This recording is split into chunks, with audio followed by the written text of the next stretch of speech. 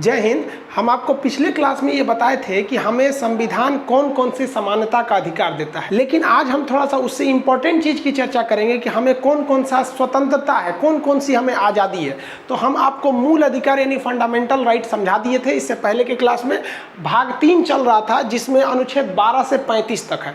इसको कई कैटेगरी में बांटा गया है। 12 से 35 वाली चीज़ों को इसे टोटल 6 कैटेगरी में बांटा गया है। तो जो सबसे पहली कैटेगरी है 6 प्रकार में से, पहली प्रकार का नाम है समानता का अधिकार, राइट टू इक्वेलिटी। ये कहाँ से है भाई? तो 14 से 18 तक है। तो ये तो हम आपको कंप्लीट बता दिए हैं। अब बताते हैं आपको स्वतंत्रता का अधिकार कि हमें कौन कौन सी आज़ादी है, और ये आपको जानना बहुत जरूरी है कि आपको आखिर अधिकार कौन है और कैसे सुप्रीम कोर्ट के मुख्य न्यायाधीश को चैलेंज करने के बावजूद भी सुप्रीम कोर्ट के वकील प्रशांत भूषण केवल 1 रुपये का जुर्माना का शिकार हुए, जबकि उनके पीछे 5-5 जज पड़े हुए थे। तो क्योंकि उन्हें अपने स्वतंत्रता का अधिकार पता था। तो ये बहुत इंपॉर्टेंट है। इसकी चर्चा करते हैं। स्वतंत्रता का अधिकार ये कहां से कहां तक है? तो ये आपका अनुच्छेद 19 से लेके 22 तक है। तो पहले हम चर्चा करते हैं अनुच्छेद 19, आर्टिकल 19। इसे हम लोग संविधान की रीढ़ कहते हैं, बैकबोन ऑफ कॉन्स्टिट्यूशन।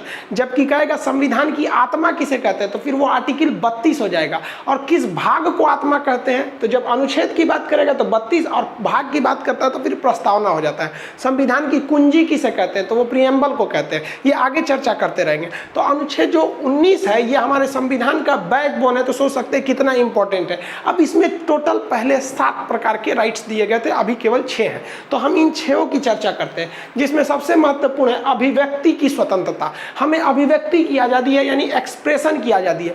तो अभिव्यक्ति का मतलब क्या होता है? हम जो चाह रहे हैं बोलना वो आपको दिखा सके। अब कैसे? जैसे मान लीजिए इंडिया मैच जीत गई तो लोग झंडा लहराने लगते हैं। तो इसी के अंतर्गत माना जाता है कि आपको झंडा लहराने की आज़ादी, आप झंडा लहरा सकते हैं। अब मान लीजिए किसी नेताजी का काम पसंद नहीं आ रहा, उनका पुतला फूंक दिए, हम ले बोले भाई साहब मुर्दाबाद, पुतला फूंक दिए, तब थोड़ी ना नेता को फूंक दिए हैं, हम तो उस नेता का फोटो फूंके हैं।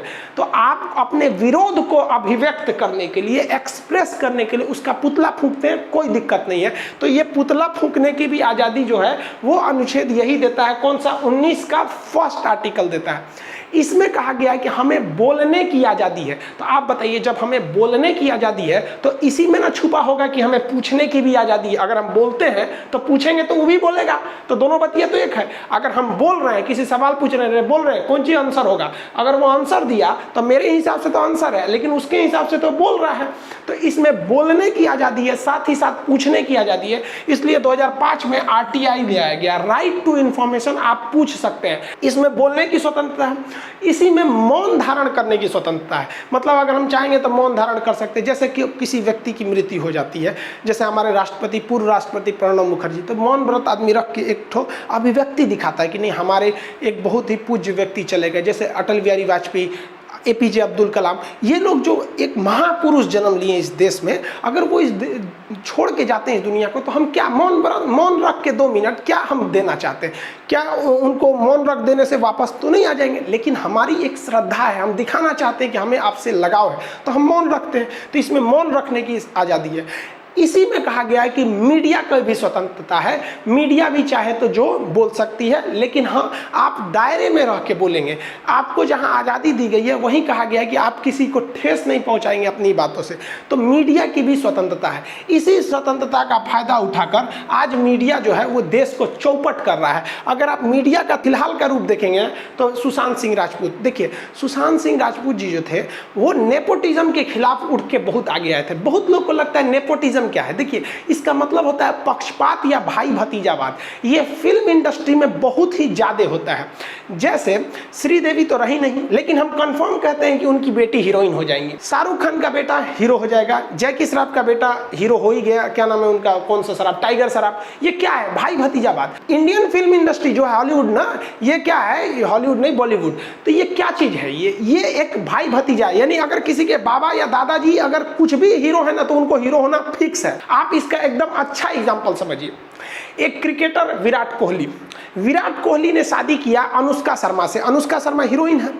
अब इनसे जो लड़का पैदा होगा मान लीजिए कि वो बेटा पैदा हुआ सपोज, अब वो बेटा चाहेगा कि हम पिता की तरह क्रिकेटर बने, तो कंफर्म नहीं है बन पाएगा, क्योंकि अगर उसमें योग्यता है तभी वो भारतीय क्रिकेटर इंडस्ट्रीज में आ पाएगा। लेकिन अगर वो क्रिकेटर नहीं बन पाया ना, तो हम आपको 110% गारंटी देते हैं कि उनकी जो मम्मी है अनुष्का शर्मा, उसको तो हीरो बना ही देंगी। ये होता है नेपोटिज्म, यानी अगर आपका बॉलीवुड में पहुंच है तो आप हीरो बनना फिक्स है, नहीं तो लात जूता खाते रहिए।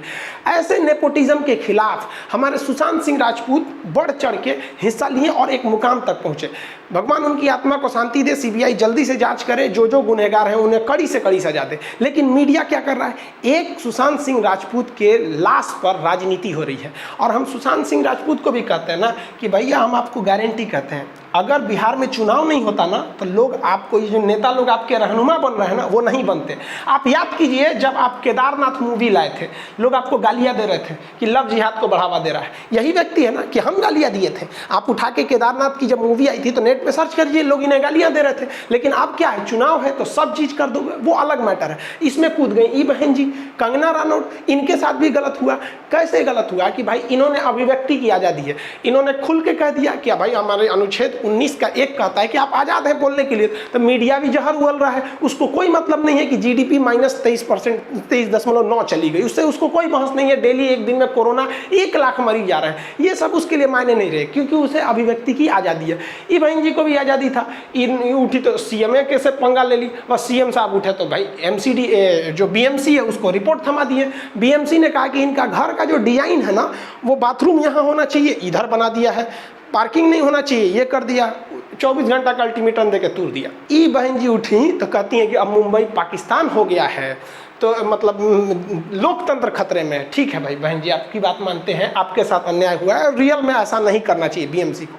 लेकिन आप कुछ साल पीछे जाइए, कपिल शर्मा जी को कौन नहीं जानता है, ये भी है, इनके भी अपनी अभिव्यक्ति है। इन्होंने भी उस समय प्रधानमंत्री जी को कुछ मतलब बात बताया कि भाई आपकी ये कमियां हैं, ये है। हम लोग भी बोलते हैं, हम लोग तो खुद ही टीचर्स डे के दिन पूरा कौन सा टीचर नहीं कहा था कि भाई आप वैकेंसी निकालिए, हम लोग भी तो निकाले थे। तो इन लोगों इन्होंने भी बोला था प्रधानमंत्री जी को। तो उस समय उद्धव ठाकरे नहीं थे, उस समय देवेंद्र फडणवीस थे, उन्होंने उठा तो इनका ऑफिस तुड़वा दिया। तो वहाँ पे इनको, तो देखिए आप रियलिटी समझिए, देश कहाँ जा रहा है। आपको ये नेता मजबूर कर दे रहे हैं कि आप किसी न किसी एक नेता की ओर सट जाइए। अगर नहीं सटेंगे, अगर एक आम आदमी रहेंगे ना तो ये तोड़ देगा सब। कभी कभी बिल्डिंग इनके घर का नक्शा था गलत तो तोड़ दिया, पता चला कल को हमारा कोचिंग ले आकर तोड़ देगा सब, कह देगा खान साहब कैमरा तोड़ दे रहा है आपका, टेढ़ा है तेन से, ऐसे नहीं ऐसे होना चाहिए। हद है भैया। अगर आप डिजाइन देखिएगा ना तो मुंबई का आधा कैमरा, आधा घर टूट जाएगा, आधा घर डिजाइन से अलग बनता है, टूट जाएगा वहाँ पर। ये हो रहा है। तो इन लोग की अभिव्यक्ति का ये लोग मजाक बना दिए हैं मीडिया वाले। क्यों? टीआरपी के लिए। अब आपको पता ही नहीं है टीआरपी क्या। आप सोचिए, ऐसे ही समझिए ध्यान से कि अगर आपकी टीआरपी बहुत ज्यादा है ना, तो आपके चैनल पर 1 सेकंड में 10,000 रुपया देना पड़ेगा। 1 सेकंड का किसे? जो प्रचार करना चाह रहा है। 1 सेकंड आप प्रचार करते, जैसे हम क्या चले हाय, किसी का टीआरपी हाई है ना, तो इतने के लिए हमको 10,000 रुपया लेगा। तो यानी हर मीडिया वाले क्या चाहते हैं कि हमें टीआरपी मिले, ताकि उनकी कमाई वैसे। आप न्यूज के लिए 1 रुपया नहीं देते हैं न्यूज वालों को, आप केबल वाले को देते हैं जिससे डिश लिए हैं, वरना तो आप पैसा नहीं देते हैं। तो ये मजबूरी भी है। आप लोग को भी यही पसंद आता है, उल्टे सीधे चीज को देखने लगते हैं लोग। आप बताइए ना, काला जादू रिया कर रही है। सुशांत सिंह राजपूत को ये लोगों ने ऐसा मतलब किया कि ड्रग वाला घोषित करा दिया। कभी कहता है कि दिमाग सही नहीं था, कभी बोलता है कि 4-4 ठो गर्लफ्रेंड। मतलब बेचारा को क्या से कहाँ लेके चले गए लोग। ये केवल किस वजह से? अभिव्यक्ति की स्वतंत्रता। ये कौन सा अनुच्छेद दे देता हमको? तो आर्टिकल 19 का 1 मीडिया की स्वतंत्रता इसी में है। लेकिन ऐसा नहीं है कि आप कुछ भी बोल सकते हैं। इसमें कहा गया है कि एकता अखंडता के खिलाफ नहीं बोल सकते हैं, सुरक्षा के खिलाफ नहीं बोल सकते। इसी में एक है मोरल, किसी से अभद्र भाषा का प्रयोग नहीं कर सकते हैं। इसी में रिपब्लिक टीवी वाले को पकड़ लिया, जो ड्रग डो चिल्ला रहे थे, उसको उन्होंने उद्धव ठाकरे मुख्यमंत्री को बोल दिया। उन्होंने कहा कि भैया हमारे सम्मान के खिलाफ बोल दिए आप, मोरल के खिलाफ नहीं बोलना चाहिए। तो इनको, मीडिया को भी स्वतंत्रता है। अब अगर आप देखिए अभिव्यक्ति की स्वतंत्रता का दूसरा दुरुपयोग तो ये भोजपुरी वाले लोग कर देते हैं। भोजपुरी वालों ने लेबले गिरा दिया है सब पूरा। हर हिंदी फिल्मों में गाना बनता है तो हीरो गाता है हीरोइन के लिए, हीरोइन गाती है हीरो के लिए। लेकिन ये भोजपुरी वाले, इनका लेवल ही अलग है। ये गाएंगे भाभी के लिए, साली के लिए, भाभी हो हेंग एंड घूमो, साली हो तारहो, मतलब ये ऐसा गाना बर्बाद करते हैं। देखिए ये समाज के लिए एक दीमक बन चुके हैं।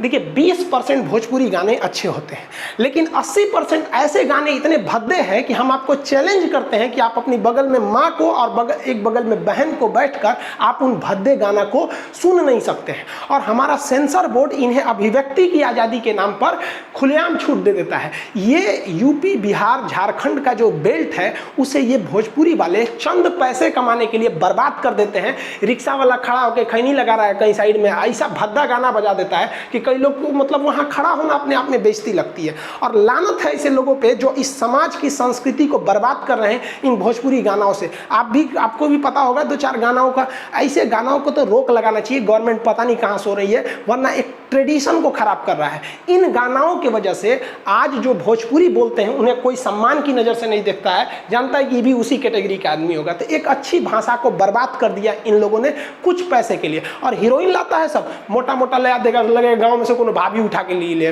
कौन। इन लोग लेवल का तो बातें छोड़िए, इन लोग का अजीबे लेवल रहता है भोजपुरी का। और जब यहाँ के भोजपुरी के हीरो जो होते हैं, जब हीरो गुंडा को मारते हैं ससुरा फिजिक्स अपना नियम भूल जाता है, पूरा ग्रेविटी भाड़ में गया, मारेगा से एक गाँव से वो गाँव में जाके गिरेगा सब। इस सबको भी रोक लगाना चाहिए। अभिव्यक्ति की आज़ादी इतना मत दीजिए कि किसी समाज को बर्बाद कर दिया जाए।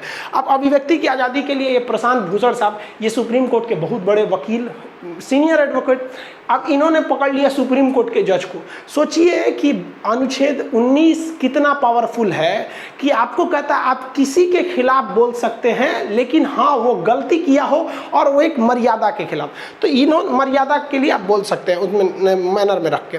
तो उन्होंने देखा कि हमारे सुप्रीम कोर्ट के मुख्य न्यायाधीश जो हैं S.A. बोबड़े साहब, ये नागपुर में गए थे। तो इन्होंने लिख दिया, प्रशांत भूषण ने ट्वीट करके, कि CGI ride 50 lakh motorcycle belonging to BJP leader, कि मतलब ये बीजेपी के नेता का 50 लाख का मोटरसाइकिल चला रहे हैं, कहां पर, राजभवन नागपुर में, विदाउट मास्क, बिना मास्क के, without helmet and social distancing. देखिए ना सोशल डिस्टेंसिंग है ना मास्क है ना हुआ, और जनता न्याय के लिए लॉकडाउन में तरस रही है। अब सुप्रीम कोर्ट वालों ने कहा अरे रे रे रे भाई प्रशांत भूषण, इतनी हिम्मत, सुप्रीम कोर्ट के खिलाफ बोलोगे? क्योंकि सुप्रीम कोर्ट के खिलाफ कैसे बोलेंगे? सुप्रीम कोर्ट ने कहा कि आप कोर्ट की अवमानना कर रहे हैं, कोर्ट की अवहेलना कर रहे हैं। कोर्ट ने कहा कि हम आपको दोषी ठहराते हैं और आपको सजा दी जाएगी, लेकिन चूंकि आप प्रशांत भूषण जी आप बहुत बड़े वकील हैं, इसलिए हम आपको समय देते हैं कि आप एक बार सोच लीजिए, माफ़ी मांग लीजिए, या अपने इस बयान में कुछ थोड़ा सा फेरबदल कर दीजिए, तो हम आपको सजा कम कर देंगे। सोचिए, ये प्रशांत भूषण वकील साहब, इनको अच्छे ढंग से पता था इनका स्वतंत्रता का अधिकार क्या है। सोचिए, सुप्रीम कोर्ट जो देश का सबसे बड़ा कोर्ट है, वहाँ 5-5 जज बैठ के कह रहे हैं हम आपको दोषी ठहराते हैं, आप माफ़ी मांग लीजिए या बयान बदल दीजिए। सुप्रीम कोर्ट के जजों के आंख में आग डाल के कहता है कि ये सुप्रीम कोर्ट का कीमती वक्त बर्बाद करना है, क्योंकि ना हम माफ़ी मांगेंगे और ना हम इसमें एक अक्षर बदलाव करेंगे। सोचिए, पूरी दुनिया हिल गई थी कि आखिर सुप्रीम कोर्ट का फैसला क्या आएगा, और सुप्रीम कोर्ट इस फैसले में मतलब क्या कर, सांप छुछुंदर का हाल हो गया। बाद में सुप्रीम कोर्ट अपनी इज्जत बचाने के लिए प्रशांत भूषण सर पे 1 रुपया का जुर्माना लगाया, 1 रुपया बस। सैल्यूट करते हैं हम आपको सर, सैल्यूट। यहाँ पर इतने बेहतरीन इन्होंने काम किया था। और आपको याद होगा कि जो 2017 में स्टूडेंट्स का प्रोटेस्ट था, तो ये अपने पैदल चल के गए थे स्टूडेंट्स के लिए। ये ऐसे वकील हैं, ये जनता के लिए बहुत मतलब भलाई का काम करते हैं, RTI वगैरह करते हैं। हम तो आपको कहते हैं सर एक बार इन सब के खिलाफ भी एक्शन लीजिए, ये सब बर्बाद कर रहा है सर, एक संस्कृति को, एक पूरा कल्चर को बर्बाद कर रहा है सर भोजपुरी वाला। सभ्य गाना बजाइए, असभ्य नहीं होना चाहिए। सोचिए, एक पढ़ा लिखा व्यक्ति का कितना बड़ा पावरफुल होता है। और हम भी भाई जानते हैं कि भाई जब इनको सजा नहीं हुआ तो हमको भी नहीं हुआ। हम भी कहते हैं कि भाई जनता न्याय के लिए तरस रही थी, हमारे मुख्य न्यायाधीश न मास्क पहने थे न कुछ कहते हैं, हमको भी कुछ नहीं कर सकते हैं ये लोग। क्यों? क्योंकि हमें भी पता है कि संविधान का अनुच्छेद 129 संविधान के अनुच्छेद 129 में कहा गया है कि सुप्रीम कोर्ट का एक एक डिसीजन एक नज़ीर, एक अभिलेख बन जाएगा। अभिलेख का मतलब होता है कि यदि कोई व्यक्ति कोई क्राइम किया है और उसे जितनी सजा सुप्रीम कोर्ट ने दिया है, अगर कोई दूसरा व्यक्ति भी सेम वही क्राइम कर देता है तो उतनी ही सजा दी जाएगी। तो जो प्रशांत भूषण साहब ने कहा कि इन्होंने ये जनता तरस रही है, मोटरसाइकिल पे घूम रहे हैं, तो हम भी वही बोलते हैं, जनता तरस रही है, इनके ट्वीट को पढ़ रहे हैं और अगर हमें भी सजा देंगे तो हम भी कोई टेंशन नहीं है, हम भी एगो वकील रखेंगे। हमारा वकील साहब बोलेंगे देखिए भाई अनुच्छेद 129 कहता है जो सजा उनको दी है वही सजा खान सर को दे दीजिए, तो हमको भी हो जाएगी एक सजा। देखिए ये होता है एक ठो संविधान। हम सैल्यूट करते हैं उन संविधान निर्माताओं को कि जो उस समय बैठ के, सोचिए आज से 70 साल पहले बैठ के कितना बेहतरीन संविधान बना दिया। वो तो हम दंग रह जाते हैं ये सोच के कि आज के नेता इतना बकलोल का है सब। उस समय जब पढ़ने की सुविधा नहीं थी, इंटरनेट नहीं था, कुछ भी नहीं थी, फिर भी वो लोग पढ़ लिए और आज का नेता अनपढ़ घुस गया सब। अब आपको समझ में आ रहा है कि संविधान वालों ने इसे संविधान का रीढ़ क्यों कहा, क्यों इसे बैकबोन कहते हैं। ये हमें इतनी आज़ादी देता है कि हम किसी को बोल सकते हैं। यही भारत की खूबसूरती है इस संविधान की कि हवाई चप्पल पर घूमने वाला व्यक्ति भी हवाई जहाज पे चलने वाले प्रधानमंत्री मोदी जी को कहता है कि आप जीडीपी कहाँ चल गया। ये एक्ट ऑफ गॉड नहीं है, ये कुछ गलतियाँ हैं। यही हमारा संविधान है, ये खूबसूरती है। तो आप संविधान के अनुच्छेद 19 का एक समझ गए, ये डायरेक्टली कुछ नहीं कहा, इसने बस बोला कि आपको एक्सप्रेशन का अधिकार है, लेकिन उसमें इतनी चीजें छुपी हैं। यानी सिंपल भाषा में कहें तो एक कहता है कि बोलने की स्वतंत्रता, आप कुछ भी बोल सकते हैं। दो कहता है कि अगर आप अच्छा बोलेंगे तो लोगों को आपको बातें सुनने में अच्छा लगेगा, लोग आपसे सुनने आएंगे, तो आप सभा कर सकते हैं, असेंबली कर सकते हैं। तो एक में क्या है, बोलने की स्वतंत्रता, अच्छा बोलेंगे तो सभा कर लीजिए। कितना बेहतरीन ढंग से संविधान को सजाया गया है। इसके सजाने की जिम्मेदारी जो दी गई थी भीमराव अंबेडकर को दी गई थी। देखिए कितना बेहतरीन समझाया। पहला में 19 के पहला में बोला बोलने की स्वतंत्रता, 2 में बोला सभा करने की। अगर सभा में लोग आपसे जुड़ गए तो आप उनसे मिलकर एक संगठन बना लीजिए, आराम से एक आप एसोसिएशन संगठन बना सकते हैं। तो संगठन डायरेक्ट थोड़े बन जाता है, संगठन बनाने के लिए पहले बोलना पड़ता है, फिर आके 1-2 बार सभाएं करनी पड़ती हैं, मीटिंग करनी पड़ती है, उसके बाद में संगठन करना पड़ता है। तो आप संगठन बना सकते हैं। समझ में आ गया कि नहीं है। लेकिन ऐसा कोई, देखिए संगठन आपको याद रखे एकता और अखंडता को तोड़ने के लिए नहीं होना चाहिए। आप देश की इंटीग्रिटी और सॉवरेनिटी से नहीं खेल सकते हैं। अब पता चला हमें वो संगठन बना दिए जिसका काम है कि देश पे बम चलाओ, मार देगा, सुप्रीम कोर्ट कहेगा भाग यहाँ से, खाली ये पढ़ा है, ये नहीं पढ़ा है, ये कहता है कि ये सब नहीं कर सकते। आप सुरक्षा के खिलाफ कुछ नहीं कर सकते हैं, आप पब्लिक को डिस्टर्ब नहीं कर सकते हैं, किसी के मान सम्मान को ठोस नहीं पहुंचा सकते हैं, कोर्ट की अवमानना नहीं कर सकते, किसी विदेशी व्यक्ति के खिलाफ नहीं बोल सकते, मतलब संबंध खराब। अब मान लीजिए डोनाल्ड ट्रंप आ रहे थे और आप कहिए कि हमको अभिव्यक्ति की आज़ादी है, सड़क में बैठ के गरियाइए उसके ट्रंप ट्रंप ट्रंप, उठा के पुलिस थूर देगी आपका। तब नहीं कहिएगा कि खान सर आप तो पढ़ाए थे, कुछ भी बोल सकते हैं। समझा गया ना कि कुछ ये ध्यान रखेंगे, ये सब चीज़ें नहीं होनी चाहिए। अब आते हैं 4 में। देखिए च से चारों ओर घूमने की स्वतंत्रता। तो 19 के 4 में क्या बोला है कि आप चारों ओर घूम सकते हैं, आपको कोई टेंशन नहीं है, आप चारों ओर कहीं भी घूम सकते हैं। लेकिन ध्यान रखिएगा यहाँ पे भी सुरक्षा। अब पता चला मिलिट्री वाले बॉर्डर पे खड़े हैं सब, कौन पाकिस्तानी चाइनीज क्या कर रहा है, उसी में कहिए ए कर्नल चाचा हटिए तो, ए मेजर साहब हम वो देखेंगे कहाँ है गलवान घाटी, हो यही है, थूर देगा, मुँह में चल जाएंगे। यहाँ पे आपको चारों ओर घूमने की स्वतंत्रता है। इसका मतलब किसी का बेडरूम खोल के देखिएगा रे रे रे रे रे नहीं ना कर सकते भाई। आराम से आप वहीं रह सकते हैं जहां दूसरे पब्लिक को डिस्टर्ब ना हो, आप किसी के मोरल को ना खराब करते हो। एकता अखंडता। आरबीआई घुस जाइए, आरबीआई के ऑफिस में जहां नोट छपा रहा है, कहिए खान सर पढ़ा है ना कि हम चारों ओर घूम सकते हैं। सोचा तू पिटाएगा हमरो ले जाएगा जेल में, तो हम तो बोल देंगे भाई ये भी हम पढ़ाए हुए हैं, देखिए हम दोनों पढ़ा रहे हैं, कौन सा आपको अधिकार दिया है और कौन सा मना किया है, पैरेलल। तो चारों ओर घूम सकते हैं, कोई दिक्कत नहीं है, लेकिन ध्यान से कि कहाँ जाना है। अब मान लीजिए कि आप चारों ओर घूम रहे हैं, घूमते घूमते दिल्ली पहुंचे, तो आपका मन कर रहा है दिल्ली में हम कुछ दिन तक निवास कर जाएं, तो 2 महीना रुकिए, 6 महीना रुकिए, कोई दिक्कत नहीं है। मन किया कि नहीं हम दिल्ली में बस जाएं, तो बस जाइए, कोई दिक्कत नहीं है। पहले ये रिस्ट्रिक्शन था कश्मीर में कि नहीं बस सकते हैं, अब वो भी खत्म हो गया है। कितना बेहतरीन सजाया, जरा देखिए। 1 में बोला बोलने की स्वतंत्रता, 2 में बोला सभा करिए, 3 में कहा संगठन कीजिए, 4 में चारों ओर घूमिए, घूमते में कहीं अच्छा लगा तो 5 में बस जाइए। अब ये बताइए बस जाएंगे कहीं पे तो बसने के लिए कौन चीज, सड़क के किनारे नहीं ना रहिएगा, संपत्ति खरीदिएगा कि नहीं, घर द्वार। तो 6 में बोला है संपत्ति का अधिकार है आपको, आप संपत्ति खरीद सकते हैं। अब घर द्वार तो बन गया, खाए पिएंगे कौन चीज, तो 7 में बोला है, 19 के 7 में, कि आप कोई भी व्यवसाय या प्रोफेशन कर सकते हैं। आप दुकान खोल सकते हैं, मन करे तो ऑटो चला सकते हैं, या कोई मॉल खोल लीजिए, शॉपिंग मॉल खोल लीजिए, स्कूल खोलिए, किराना के दुकान खोलिए, हमारी तरह आके पढ़ाइए, कुछ भी कीजिए। आप व्यवसाय कुछ भी कर सकते हैं अपने जीवन यापन करने के लिए। अब पता चला हम व्यवसाय कर ले कि देख भैया किस तरह से तुम नक्सलाइट बन सकते हो, किस तरह से ये बन सकते हो, तो भाई वो सुरक्षा के लिए खतरा है, देश की एकता अखंडता के लिए खतरा है, ये सब हम नहीं कर सकते हैं। पता चला कि आदमी कहता है कि देखो देखो कैसे कैसे किसी की जान लिया जाता है, तो ये सब नहीं ना कर सकते भाई, यहाँ रोक लगाया गया। तो ये आपको 7 समझ में आ गया। अब आप एक बार 7 बोलिए कितना ईजी है। भीमराव अम्बेडकर ने इसी को प्रारूप समिति में समझाया था। 1 बोलने की स्वतंत्रता, 2 सभा करने की स्वतंत्रता, 3 संगठन बनाने की, 4 चारों ओर घूमने की, 5 बस जाने की। बसेंगे कौन सी पे, किराए के घर पे कब तक, तो 6 में संपत्ति खरीदने का अधिकार, 7 में कोई भी व्यवसाय करिए। लेकिन देखिए आपके जितने भी अधिकार दिए गए हैं उसमें इसमें किसी का उल्लंघन नहीं होना चाहिए। लेकिन बाद में एक समस्या आने लगा। हम आपको पिछले क्लास में बताए थे कि मूल अधिकार ये वो होते हैं जो ना हमसे कोई पब्लिक छीन सकता है और ना ही हमसे मेरी सरकार छीन सकती है। लेकिन ये संपत्ति को लेकर एक दिक्कत आने लगा। दिक्कत क्या आने लगा संपत्ति के अधिकार को लेकर, कि सरकार भी नहीं छीन सकती है। तो मान लिया कि रेलवे उस समय विकास भी नहीं हुआ था, रेल को कहीं रेल ले जाना है, कहीं सड़क ले जाना है, तो रेलवे पीछे से 100 किलोमीटर से ट्रेन की पटरी बिछाते आ रही है, रास्ते में जिसकी ज़मीन आ रही है वो उसकी संपत्ति है। तो रेलवे करिए भैया हमको बेच दो, लोगों ने बेच दिया, पूरा ट्रेन बिछा दिया। बीच में किसी का 2 कट्ठा जमीन आ गया, वो कह रहा कि ना देंगे हम, ये हमारे परदादा के दहेज में मिला था जमीन, हमारी खानदानी निशानी है, नहीं देंगे। तुम एक काम करो, ट्रेन घुमा लो इधर।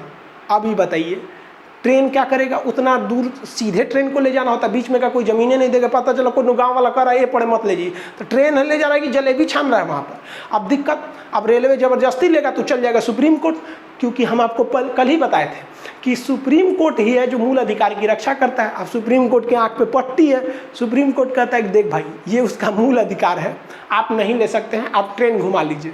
बड़ी दिक्कत होता था।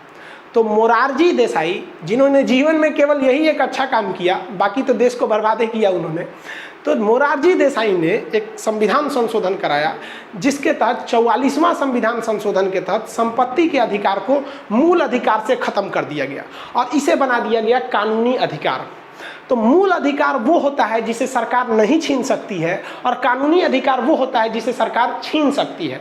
तो ध्यान दीजिएगा, अब हमारी संपत्ति का अधिकार नहीं है, यानी हमारी संपत्ति कोई पब्लिक हमसे नहीं छीन सकता है। आप हमारी संपत्ति नहीं छीन सकते हैं, लेकिन सरकार को अगर मन करेगा तो हमारी संपत्ति छीन सकती है। पता चला सरकार को मन किया कि खान साहब पटना का आपका जो कोचिंग है ना हम ले लेते हैं, यहाँ इसरो अपना चंद्रयान 3 छोड़ेगा, यहाँ से आपके कोचिंग वहाँ पे से जाइए, सरकार भगा देगी हमको। और हमें भूमि अधिग्रहण विधेयक के तहत एक मुआवजा दे दिया जाएगा, कोर्ट में जाके कोर्ट से ले लीजिए, आपके कोचिंग के ऊपर अब इसरो का लॉन्चिंग स्टेशन खुलेगा। समझ आ गया? तो अभी क्या संपत्ति का अधिकार है? नहीं है। तो अनुच्छेद 19 में कितने प्रकार की स्वतंत्रता दी गई थी? 7 प्रकार की। लेकिन कितने प्रकार की वर्तमान समय में है? तो 6 प्रकार की स्वतंत्रता वर्तमान समय में है। लड़का यहाँ क्या गलती कर देता है, ध्यान से समझिए। हमारे संविधान के भाग 3 में कुल 6 प्रकार की स्वतंत्रता है, जिसमें एक समानता है, एक स्वतंत्रता है। इसी स्वतंत्रता के इसी स्वतंत्रता के जो अधिकार है, स्वतंत्रता के अधिकार, उसमें आता है अनुच्छेद 19। अब यहाँ कंट्रोवर्सी समझिए, अनुच्छेद 19 में भी 7 प्रकार की आज़ादी थी, एक को खत्म करके 6 बना दिया गया। और भाग 3 में भी 7 प्रकार की स्वतंत्रता थी, जिसमें संपत्ति के अधिकार को काट कर 6 बना दिया गया। तो लड़का जो है वो क्या समझता है कि अनुच्छेद 19 में जो 7 प्रकार की स्वतंत्रता थी केवल वही हमारी स्वतंत्रता। भाई वो तो एकदम बच्चा है अनुच्छेद 19। देखिए 12 से 35 के बीच में कहीं आएगा 19, और 19 को इसलिए इतना वैल्यू है क्योंकि वो संविधान का रीढ़ है। तो 19 में भी कितने प्रकार की स्वतंत्रता थी? 7। अभी कितनी है? 6। कौन सा हटाया गया? संपत्ति वाला 19 में से। और टोटल जो हमारा मूल अधिकार है भाग 3 में, उसमें कितने प्रकार की स्वतंत्रता थी? 7। अभी कितना है? 6। कौन सा हटाया गया? संपत्ति। अब आप कहेंगे ले कि खान साहब कौन सी पढ़ा रहे हैं, यहाँ भी संपत्ति है और अनुच्छेद 19 में भी संपत्ति है। 19 में है कि नहीं संपत्ति? देख लीजिए यहाँ 19 के 6 में है, 19 के 6 में संपत्ति का अधिकार है। ये संपत्ति उस संपत्ति को बताता है जो आपने खरीदा है। जैसे हम कहीं ज़मीन खरीद लिए तो ये वो वाली संपत्ति को बता रहा है। और एक और भी है संपत्ति का अधिकार, वो अनुच्छेद 31 में है। तो अनुच्छेद 31 वाला जो संपत्ति है वो है हमारी खानदानी संपत्ति, कि हमें जो हमारे खानदान से मिली है। तो संविधान संशोधन द्वारा एक खानदानी संपत्ति को खत्म किया गया और 19 में जो खरीदी हुई संपत्ति थी उसे भी खत्म कर दिया गया। अब वो कानूनी अधिकार हो गया है, यानी पब्लिक नहीं छीन सकती है लेकिन सरकार चाहे तो छीन सकती है। अब आपको समझ में आया कि इतनी संविधान में केवल एक अनुच्छेद जो 19 है ये स्पेशली हमें इतना पावर दे देता है, इसलिए संविधान का इसे रीढ़ कहा जाता है। अनुच्छेद 19 के बाद आता है 20, ये आपके लिए बहुत जरूरी है। इसे कहा गया है दोष सिद्ध से संरक्षण, यानी प्रोटेक्शन फ्रॉम कन्विक्शन। जैसे कि किसी भी, ये क्या कहता है, किसी भी अपराधी को केवल उस पर एफआईआर हो जाने से या उस पर मुकदमा चला देने से वह व्यक्ति दोषी नहीं हो जाता तब तक कि जब तक कोर्ट ना कह दे कि वो दोषी है।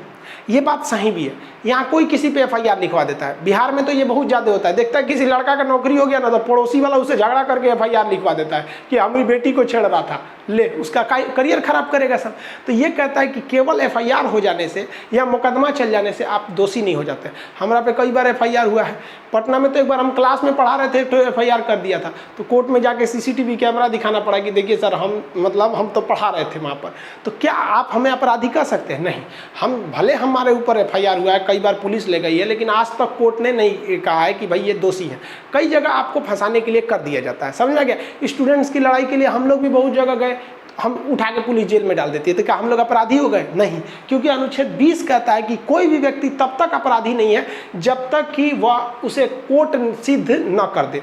इसीलिए आप अगर देखिएगा तो एक बहुत ही कंट्रोवर्शियल मामला क्या चलता है, वो कन्हैया कुमार का चलता है। क्योंकि उसके ऊपर किस चीज़ का आरोप है भाई कि ये इसने नारे लगाए थे कि टुकड़े टुकड़े होंगे, इस तरह का। समझ में आया कि नहीं आएगा? अब बात समझिए, मीडिया ने बताया, मीडिया बोल रही कि ये इसने बोला है, लेकिन कोर्ट क्या कहता है कि उसे जब तक हम सजा नहीं देंगे तब तक आप उसे दोषी नहीं कर सकते। इसीलिए पुलिस उसे प्रोटेक्शन भी देती है और वो चुनाव में भी आराम से उठ जाता है। और सीपीआई पार्टी से, सीपीएम पार्टी, वो जो कम्युनिस्ट पार्टी है वहाँ से। लेकिन जिस दिन कोर्ट सजा दे देगी सेडेशन के मामले में, उस दिन सारी सिक्योरिटी छीन ली जाएगी और उस समय चुनाव में भी नहीं लड़ सकते। अब कोर्ट का मामला है, वो कोर्ट समझे। देखिए संविधान क्या कहता है वो हम आपको बता रहे हैं। हमको ये मकसद नहीं है कि हम किसी पक्ष या विपक्ष में नहीं है। हम ये कन्हैया कुमार का एग्जाम्पल बस इसलिए लिए ताकि किसी चीज़ को आपको अच्छे से समझ में आ जाए। क्योंकि बहुत से स्टूडेंट हमें पूछते हैं कि सर अगर वो देशद्रोही तो उसके पीछे 4 तो पुलिस वाले बॉडीगार्ड क्यों लगते हैं और वो खुलेआम क्यों घूमता है? क्योंकि हम आपको बताएं कि कोई कानून अंधा होता है, कानून वही बोलता है जो लिखा हुआ है। तो भाई कन्विक्शन है कि जब तक दोषी नहीं, और अगर ऐसा होता कि एफआईआर हो जाने से ही आपको जेल हो जाए तो फिर तो सबकी जिंदगी बर्बाद हो जाती। तो बहुत सोच समझ के इसको रखा गया है। देखिए अनुच्छेद 20 में ना 3 तरह की बातें लिखी गई हैं, ये तीनों बहुत ही जरूरी है। इसमें पहला नंबर ये कहता है कि किसी भी अपराधी को अपराध के समय के कानून के हिसाब से सजा दे सकते हैं, न कि उस अपराध से पहले क्या कानून था और बाद में क्या कानून किया गया। ये अभी आप समझिए। मान लीजिए कि कोई व्यक्ति 2020 में किसी को मारकर हाथ तोड़ देता है और हाथ तोड़ने की सजा किसी की सुप्रीम कोर्ट वर्तमान समय में 1 साल की सजा है, मान लीजिए हाथ तोड़ने की। तो अब वो व्यक्ति को सजा कितनी दी जाएगी?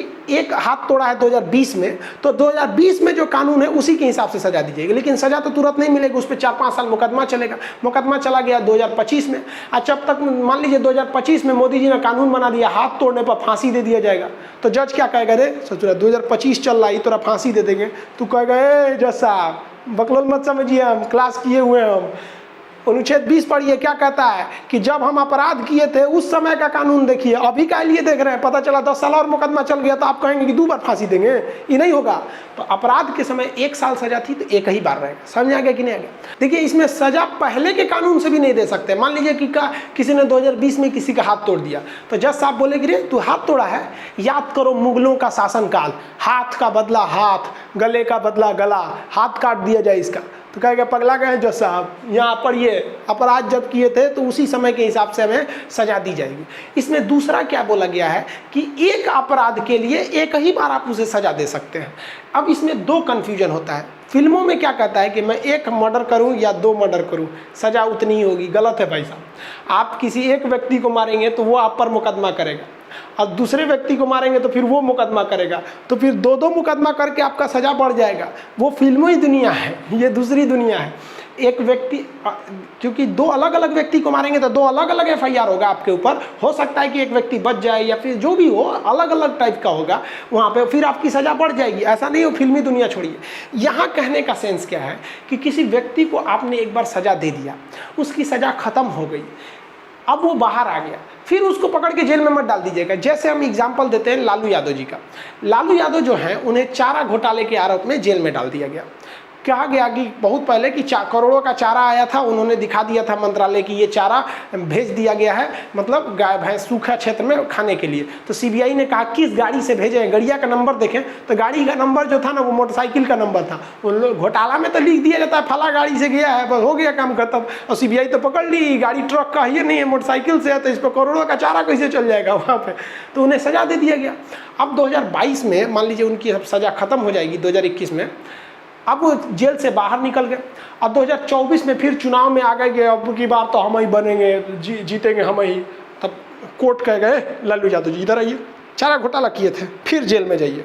तो क्या एक बार तो आपने जब उन्हें पनिश कर दिया है तो आप उसी चीज़ के लिए दोबारा पनिश नहीं कर सकते। यानी अगर हम एक बार सज़ा काट लिए तो हम जज साहब के सामने 10 बार घूमेंगे, जज साहब हम ही हैं, मर्डर किए थे, 10 साल जेल में आए हैं, अब कुछ नहीं हो सकता है आपको, जैसा आप कुछ नहीं करेंगे। समझ में आ गया कि नहीं आ गया? उसके बाद क्या कहा गया कि आप खुद के विरुद्ध गवाही नहीं दे सकते। इसके लिए आपको कोई मजबूर नहीं कर सकता है कि आप खुद के विरुद्ध गवाही दीजिए। यहाँ ध्यान से समझिए कितना इंपॉर्टेंट है। खुद के विरुद्ध आपको गवाही देने के लिए मजबूर कोई नहीं कर सकता है। इसीलिए पुलिस के सामने दिया गया बयान बेवकूफ़ी कोर्ट में सबूत के तौर पे नहीं माना जाता है। इसलिए जब भी पकड़ाइएगा पुलिस रिमांड पे ना, तो पुलिस बड़ी पीटती है, कहती है मैंने किया है, तो आप चुपचाप बोल दीजिएगा हाँ हाँ हाँ एकदम, नहीं तो बड़ी पीटेगा सब। और कोर्ट में जाके कहिएगा साहब हमको आप पुलिस रिमांड पे मत भेजिए, जुडिशियल रिमांड पे भेज दीजिए, जेल में भेज दीजिए, पुलिस के पास मत भेजिए। जेल पुलिस अलग होती है वहाँ पर। कोर्ट भी जानती है कि पुलिस पीट पाट के उगलवा लेती है, खास करके तो इंडिया की पुलिस।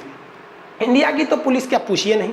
एक बार क्या हुआ ना, जापान की पुलिस, अमेरिका की पुलिस और ब्रिटेन की पुलिस और भारत की पुलिस, ये 4 पुलिस वाले थे सब। US के थे सब, ब्रिटेन के, जापान के और इंडिया वाले। अब इसमें शर्त लग गया कि किसकी पुलिस अच्छी है। तो एक बात शर्त लगाया गया, एक बहुत घना जंगल था, उस घने जंगल में एक खरगोश को छोड़ दिया गया और छोड़ने के 1 घंटा बाद जापान के पुलिस को कहा गया कि तुम पता करो। तो अब भाई घने जंगल में खरगोश कहाँ घुस गया है, लेकिन पुलिस गई वहाँ पे, पता की, कैमरा निकाली, सेटेलाइट से देखी, ये वो करके ये पुलिस जो थी ना 4 घंटे में पता लगा दी कि खरगोश कहाँ है, खरगोश को लेके चले हैं। जबकि खरगोश कितना तेज भागता है। सेम वही सिलसिला अपनाया गया ब्रिटेन के साथ, इसे भी खरगोश छोड़ के कहा गया, ये गया तो ये 2 घंटा में पता कर लिया। अमेरिका की पुलिस को कहा गया कि भाई आप पता कीजिए, तो खरगोश छोड़ा गया, दूसरा खरगोश दूसरी ओर छोड़ा गया। 1 घंटा बाद 1 घंटा तक उसको खरगोश को भागने दिया गया, जंगल में कहाँ भाग गया। अमेरिका को कहा गया जो 10 मिनट में खोज दिया, तुरंत सेटेलाइट लगाया, देख लिया कहाँ कहाँ भागा यहाँ पर। अब बारी आई भाई इंडिया के पुलिस की, कि इंडिया की पुलिस को चेक किया जाए कि इंडिया की पुलिस कितने देर में खोजेगी। बस अब इंडियन पुलिस के सामने जब मैटर गया, तो जब खरगोश को छोड़ दिया गया 1 घंटा बाद, अब ये 1 घंटा खरगोश अंदर घुस गया, ये घुसे जंगल में कि देखे खरगोश कहाँ है। ससुरा सब ये 1 महीना तक जंगल में से वापस ही नहीं आया सब इंडिया की पुलिस। अब बाकी देश वाले घबरा गए सब कि भाई ये तो जंगल में गए थे सब खरगोश खोजने, 1 महीना हो गया, ये लौटे क्यों नहीं सब, इन सबको कोई शेर भालू तो नहीं खा गया। अब इंडिया की पुलिस को खोजने के लिए बाकी देशों की पुलिस आई, तो उन्होंने देखा कि घने जंगल में बांस में इस तरह लगा के और इसमें एक सुअर लटकाए थे सब। इंडिया के पुलिस वाले सुअर लटका दिए थे सब, और बांस लेकर 1 महीना से इस सुअर को बेरहमी से पीट रहे थे सब। 2 ठो मिल के पीट रहा था, और 1 ठो कह रहा था सुअर से कि बोलो बोलो कि मैं ही खरगोश हूँ, मैं सुअर नहीं मैं खरगोश हूँ। इसी से उगलवा रहे थे सब मैं खरगोश हूँ। ये है इंडिया की पुलिस। बाढ़ में गया सबूत ससुरा इतना ना मार दो कि लोग कहते हैं यार इससे तो अच्छा 2 साल सजे रह जाएगा। इसीलिए संविधान में कहा गया है कि आप अपने विरुद्ध गवाही नहीं दे सकते हैं। आपको अपने विरुद्ध गवाही देने के लिए मजबूर नहीं किया जा सकता है। ये हमारे संविधान का अनुच्छेद 20 है। और राष्ट्रपति से कहा गया है कि राष्ट्रपति साहब, आपकी बस की बात नहीं है, ना संसद के बस की बात है कि इस पर आप 1 सेकंड के लिए भी रोक लगाइए। ये कभी रुकता ही नहीं है, चाहे आपातकाल हो या कुछ भी हो। तो आप 19 समझे, संविधान का रीढ़ है, तो ये भी बहुत जरूरी है अनुच्छेद 20। इसीलिए इस पे कहा गया है कि आपातकाल हो जाए, दुनिया कहीं भी चली जाए, इसमें आप छेड़छाड़ नहीं कर सकते हैं। अनुच्छेद 21 ये 20 का भाई है। इसमें भी सुप्रीम कोर्ट कहती है कि या संविधान कहता है कि संसद हो गई या राष्ट्रपति इसमें छेड़छाड़ नहीं कर सकते हैं, ये जस का तस रहेगा। ये बहुत ज़रूरी है, लेकिन इसको समझना थोड़ा कॉम्प्लिकेटेड है, क्योंकि संविधान में बहुत सी चीज़ें खुलकर नहीं बोली गई हैं। इसमें 2 चीज़ें कहा गया, प्राण एवं दैहिक स्वतंत्रता। इसको इंग्लिश में समझिए। पहला चीज़ है लाइफ एंड पर्सनल लिबर्टी, यानी 2 चीज़ों की बात किया है। तो पहले हम लाइफ के बारे में समझ जाते हैं। ये कहता है कि हमें ज़िंदगी जीने का अधिकार है, कोई हमसे जीने का अधिकार नहीं छीन सकता है। अब ये बताइए कि मोटरसाइकिल वाला इतना काला काला धुआं दे के जाता है, सब पूरे पर्यावरण को गंदा कर देता है। उस पर्यावरण में जब गंदगी आती है, हम उस गंदे सांस को लेते हैं, तो क्या हमारा लाइफ अच्छा रहेगा? नहीं रहेगा। तो सुप्रीम कोर्ट कहता है कि अनुच्छेद 21 जो लाइफ की बात कर रहा है, इसमें पर्यावरण की भी बात है। इसीलिए आपके गाड़ी का अगर पोल्यूशन फेल है, ज़्यादा पोल्यूशन करती है, तो आपके गाड़ी को उठा के थाना में बंद कर दिया जाता है या फिर फाइन लगाया जाता है। आपको स्वच्छ पर्यावरण पाने का अधिकार है, क्योंकि वो आपकी ज़िंदगी के लिए ज़रूरी है। आपकी जान कोई नहीं ले सकता है, ये कहता है प्राण की स्वतंत्रता है, तो खुद आप भी अपनी जान नहीं ले सकते, यानी आप सुसाइड भी नहीं कर सकते हैं। सोचिए कितना खतरनाक कानून है। आपकी जान कोई और नहीं ले सकता है, तो फिर आप कौन होते हैं खुद की जान लेने वाले? तो अगर आप अटेम्प्ट टू सुसाइड करते हैं और मर गए, तो फिर तो कोई मतलब नहीं है। मर गए तो फिर आप सजा किसको दिया जाएगा? आप तो मरिए गए। लेकिन अगर बच गए तो IPC की धारा 309 के तहत पुलिस टांग ले जाएगी आपको, कहीं ससुरा काहे मार रहा था रे, बकलोल है, तुम इस देश का एक अभिन्न हिस्सा है, तुम मर नहीं सकता है जब तक तुम्हारी मौत नहीं आए। तो सुसाइड जो है वो गैर कानूनी है, क्योंकि ये लाइफ का अधिकार देता है, इसलिए लाइफ आप छीन नहीं सकते। इसमें आपकी हेल्थ की भी बात है कि आपका हेल्थ का ख्याल सरकार रखेगी, कोई आपसे आपका हेल्थ नहीं छीन सकता है। आप अगर देखिएगा तो कोरोना में लाखों के खर्च आया, करोड़ों का खर्च आया सरकार का, लेकिन आपसे 1 रुपया नहीं लिया गया होगा। सरकारी हॉस्पिटल में देखिएगा तो छोटा बच्चा को पोलियो का, खसरा का इंजेक्शन फ्री में लगाया जाता है, जबकि वो हज़ारों के इंजेक्शन आते हैं, लेकिन आपको लगाया जाता है। तो ये देखिए, ये संविधान है। और जरा सोचिए कि ये उस वक्त के नेता थे, और भीमराव अंबेडकर का भी क्या कहना था संविधान सभा में खड़े होकर कि हम रहे ना रहे, लेकिन ये संविधान रहेगा। हमने संविधान को इतना कड़ा नहीं बनाया है कि किसी का जीवन मुश्किल हो जाए, और इतना लचीला भी नहीं बनाया है कि कोई इससे मजाक या खिलवाड़ कर सके। इसीलिए भीमराव अंबेडकर को हम लोग संविधान का जनक कहते हैं। हालांकि संविधान निर्माण में सबका योगदान था, जिसमें BN राव भी थे जो सलाहकार थे, सब कुछ थे यहाँ पर। तो सोचिए कितना बेहतरीन। तो ये पहला हिस्सा हो गया। अब पर्सनल लिबर्टी क्या कहते हैं, जिसे हम कहते हैं दैहिक स्वतंत्रता, हमारी स्वतंत्रता। पर्सनल लिबर्टी क्या है? जैसे कोई हमारा जान नहीं लेगा, ससुरा नंगा करके सड़क पे घुमा देगा, कहेगा हम जान थोड़े लिए हैं, तो यार हमारी पर्सनल लिबर्टी कुछ रही, हमारी दैहिक, हमारी शरीर की कुछ स्वतंत्रता रही। तो दैहिक स्वतंत्रता ये आप हमसे नहीं छीन सकते हैं। तो इसमें क्या क्या बोला गया? पर्सनल लिबर्टी, अगर हम अकेले रहना चाहते हैं तो अकेले छोड़ सकते हैं, हमको कोई दिक्कत नहीं है। जैसे मान लीजिए हमको अकेले अच्छा लगता है, हम कहीं भी जाएंगे तो हम अकेले ही रहते हैं। एक शायर ने भी बोला है, मेरी तन्हाई पर हंसने वालों जरा ये बताओ इस भीड़ में तुम्हारा अपना कौन है। तो कहेगा क्वेश्चन कि एकांतवास का अधिकार कौन सा अनुच्छेद देता है? तो अनुच्छेद 21 लाइफ के अंतर्गत नहीं देता है, ये पर्सनल लिबर्टी दैहिक स्वतंत्रता के अंतर्गत देता है। इसमें एक बहुत बड़ा केस हो गया था मेनका गांधी का। भारत सरकार ने मेनका गांधी का पासपोर्ट रोक दिया था, तो सुप्रीम कोर्ट पहुंच गए। तो सुप्रीम कोर्ट ने कहा कि देखो भारत सरकार, आप उसकी लाइफ नहीं छीन रही हैं, लेकिन आप उस पर एक पर्सनल लिबर्टी आप उससे छीन रही हैं कि वो विदेश नहीं जा सकती तो मेनका गांधी मुकदमे में कहा गया कि अनुच्छेद 21 पर्सनल लिबर्टी के तहत आपको विदेश भ्रमण का भी अधिकार देता है, ये नहीं छीना जा सकता है। यूपीएससी में ये दोनों क्वेश्चन पूछे गए थे। कैसे पूछा गया था? कहा गया था कि अनुच्छेद 19 के 1 के साथ साथ अगर हम 21 को जोड़ दें तो क्या बन जाता है? तो अनुच्छेद 19 क्या कहता है कि हम अपनी अभिव्यक्ति कर सकते हैं। तो किसी को देखिएगा ना, टेंशन में जब रहता है ना, तो वो बेचारा अकेले में चला जाता है, बड़बड़ाने लगता है, यार बहुत टेंशन में है। तो ये वो अभिव्यक्ति कर रहा है, और अकेले में रह सकता है क्योंकि उसकी पर्सनल लिबर्टी है, वो जहाँ चाहे रह सकता है। तो एकांतवास का भी अधिकार किस में है? 19 में है। किस साइड में है? लाइफ साइड में नहीं है, पर्सनल लिबर्टी में। इसी में निजता का अधिकार है। निजता का अधिकार क्या होता है कि हम कुछ छिपाना चाहते हैं तो छिपा सकते हैं। जैसे हम आपके सामने जब कैमरे पे पढ़ाने आते हैं तो काफ़ी आराम से पढ़ाते हैं जो आपको अच्छा लगता है, लेकिन आप सब अपने दोस्तों के साथ इस तरह से थोड़ी रहते होंगे, हंसी मजाक, अरे तुम क्या कर रहा है, तुम कैसे रहा, ऐसे ना रहते हैं। लेकिन अगर वही बातें अगर आप देखेंगे तो आप क्या कहेंगे, अरे यार सब ऐसे रहते हैं। सब कोई अपने परिवार के साथ, फ्रेंड्स के साथ प्रोफेशनल नहीं रहता है, वो कुछ अलग डिजाइन से रहता है, तो वो उसकी प्राइवेसी है, आप उसे सामाजिक नहीं कर सकते हैं। क्या चीज़ है, जैसे हम फ़ोन रिकॉर्ड, मान लीजिए हम कॉल पे बात कर रहे हैं, अपने दोस्त से बात कर रहे हैं, तो ये हमारी उसकी पर्सनल बातें हो सकती हैं, दोस्तों में कुछ भी बोल सकते हैं, आप उसको रिकॉर्डिंग करके सुना दीजिएगा, तो ये आपका क्या है भाई, ये पर्सनल की उसके खिलाफ बातें हैं, ये नहीं कर सकते हैं। लेकिन इसका कई जगह उल्लंघन भी देखने को मिल जाता है। जैसे कोई चीज़ वायरल हो जाती है, किसी का लीक हुआ वायरल हो गया, आप मीडिया को बहाना मिल जाता है कि हम थोड़े किए हैं, वायरल हो गया, हम बता रहे हैं कि ये वायरल चीज़ें हैं। तो निजता का अधिकार है। ये सुप्रीम कोर्ट ने 2017 में तो इसको गजब निजता का अधिकार कर दिया था। दिल्ली का एक मैटर था, एक महिला रतिया 2 बजे किसी से चैटिंग कर रही थी, तो उसका पति रतिया को उठा कर, रे कोना से बतिया रही रे, पहिलका वाला से, तो लॉक कर दी मोबाइलवा। तो कहा लॉक खोल, लॉक खोल, तो कहीं नहीं खोलेंगे, तो उसको डिवोर्स दे दिया। कहा कि 2 बजे के रात से बतिया रही, उसने सीधी सुप्रीम कोर्ट चल गई, करी कि हाँ हमरे भी ऑटो ले, तो का खरीद लिया हमको। अरे भाई साहब बड़ी बड़ी बवाल हुआ था। तो कहा गया, सुप्रीम कोर्ट ने कहा कि भाई ये पर्सनल लिबर्टी है, आप किसी से पासवर्ड या उसकी निजता का चीज़ें नहीं छीन सकते हैं। और सुप्रीम कोर्ट ने एडल्ट्री को ख़त्म कर दिया।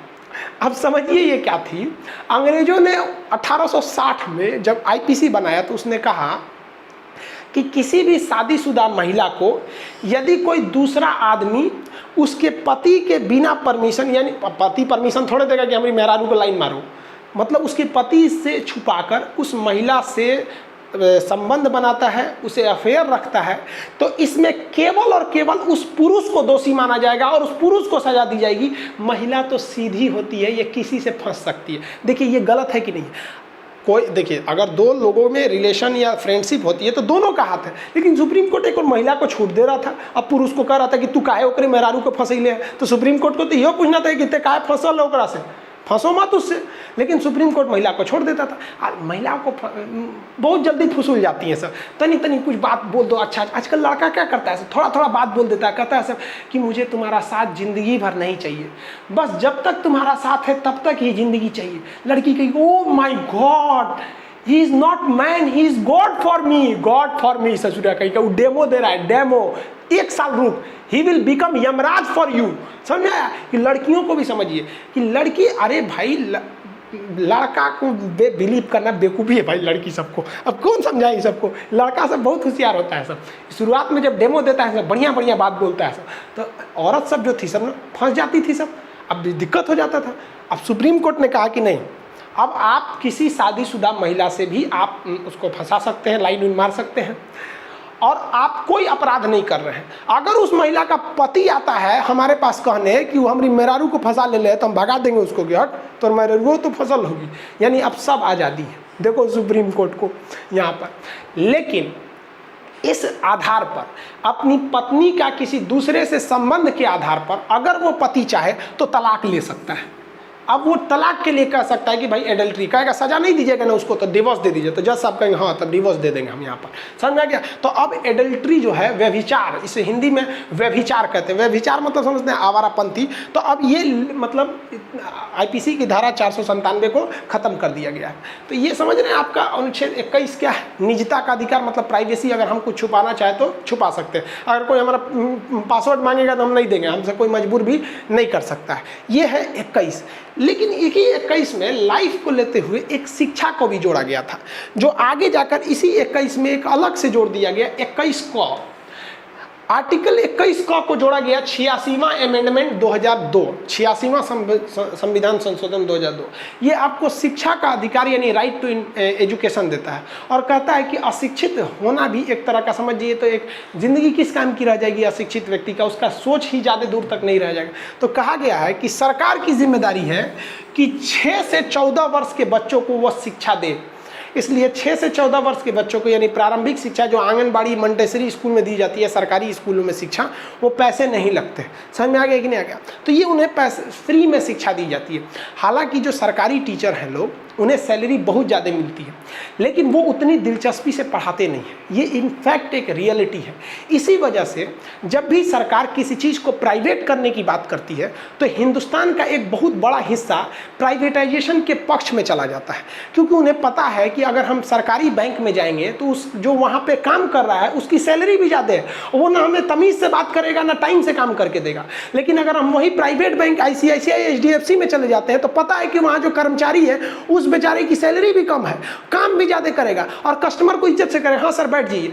आपको अगर ऐसी किसी सरकारी प्राइवेट स्कूल बैंक में खाता खुलवाना ना, बस साइन करके फोटो वोटो दे दीजिए, बाकी वो खुद कर लेंगे सब। और सरकारी में तो सोच रहा फॉर्मवा नहीं देता है, सब बाहर में जा तुम यहाँ पर। तो यही वजह है कि जो सरकारी नौकरी पा गए हैं वो एक तरह से समझ जाइए कि आप आने वाली पीढ़ियों के लिए एक गलत काम कर रहे हैं, ताकि कोई भी व्यक्ति सरकारी के फेवर में नहीं उठता है। कोई सरकारी हॉस्पिटल में जल्दी इलाज कराना नहीं चाहता है। क्या सरकारी हॉस्पिटल के डॉक्टर पढ़े लिखे नहीं है, एक्सपीरियंस नहीं है? अरे बहुत जानकार होते हैं। सरकारी स्कूल के टीचर भी बहुत IIT तो सरकारी है ना, इलाहाबाद यूनिवर्सिटी सरकारी है, JNU BHU पढ़ाई कितनी बेहतरीन होती है। तो सरकार क्या कहती है कि भाई 6 से 14 वर्ष के बच्चों को आप क्या देंगे, निःशुल्क शिक्षा।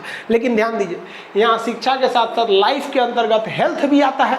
तब इसमें कहा गया कि जो छोटका बचवा है, 6 साल से छोट है, अभी हाले हाल पैदा हुआ है, तो उसके हेल्थ का ध्यान रखना है। इसीलिए उसको सरकारी हॉस्पिटल में पोलियो का इंजेक्शन, खसरा का इंजेक्शन वगैरह दिया जाता है। और जब 6 साल का हो जाता है, पढ़ने जाता है, तो एगो झोला ले लेता है, मंटेसरी स्कूल में चल जाता है थाली लेके, और वहाँ उसको खूब अच्छा से खिचड़ी वगैरह भी दिया जाता है। समझ आ गया आपको 21। अब 22 समझिए। देखिए 22 बहुत ही इंपॉर्टेंट अनुच्छेद है। 22 में आपको पता करना है कि कैसे पुलिस किसी का इनकाउंटर कर देती है। देखते होंगे ना कि विकास दुबे का इनकाउंटर हो गया। डिटेंशन क्या चीज़ होता है, अरेस्ट कैसे किया जाता है, कस्टडी क्या होती है। सुनते ना, अरेस्ट किया है कि कस्टडी किया है। फिर इसके अलावा भी आप समझेंगे कि रिमांड पर लिया गया है। पुलिस रिमांड पर है तो थुराएंगे, जुडिशियल रिमांड पर है तो नहीं थुराएंगे। इसके अलावा सुनते होंगे नज़रबंद कर दिया गया, कश्मीर के फला नेताओं को नज़रबंद कर दिया गया। ये क्या चीज़ है, कैसे आपको गिरफ्तारी किया जाएगा। आपको पुलिस गिरफ्तार कर लिए तो वारंट दिखाएगी कि नहीं दिखाएगी, 24 घंटे के अंदर अंदर आपको मजिस्ट्रेट के पास ले जाएगी कि नहीं, अब कौन मजिस्ट्रेट होते हैं, ये क्या चीज़ होती है, ये बहुत ही ज़्यादा इंपॉर्टेंट है। इसी में हम समझते हैं कि मीसा एक्ट क्या होता है, टाडा एक्ट क्या होता है, राष्ट्रीय सुरक्षा कानून जो अभी सबसे खतरनाक रासुका चल रहा है वो क्या चीज़ होता है। तो ये काफ़ी लंबा हो जाएगा, इसके लिए एक सेपरेट वीडियो बनाएंगे। आपको अनुच्छेद 22 के लिए काफ़ी लंबा है और ये वीडियो एप्लीकेशन पर आपको मिलेगा। बाकी आप इसको समझ गए होंगे। ये वाला टॉपिक जो था आपका ये स्वतंत्रता का अधिकार, देखिए ये तो कल ही पढ़ा दिए थे। स्वतंत्रता का अधिकार में 19 से 22 तक था, 19 से 21 पढ़ा दिए, 22 आपको एप्लीकेशन पे पढ़ा देंगे। एप्लीकेशन पे क्लास मंडे टू फ्राइडे ही होगी, सैटरडे संडे उस पर क्लास नहीं होंगे, इसलिए आप लोग टेंशन नहीं लेंगे। मंडे टू फ्राइडे ही एप्लीकेशन पर क्लास होगी। यूट्यूब पर भी क्लास होते रहेंगे, सैटरडे संडे रेगुलर यूट्यूब पर भी होते रहेगा।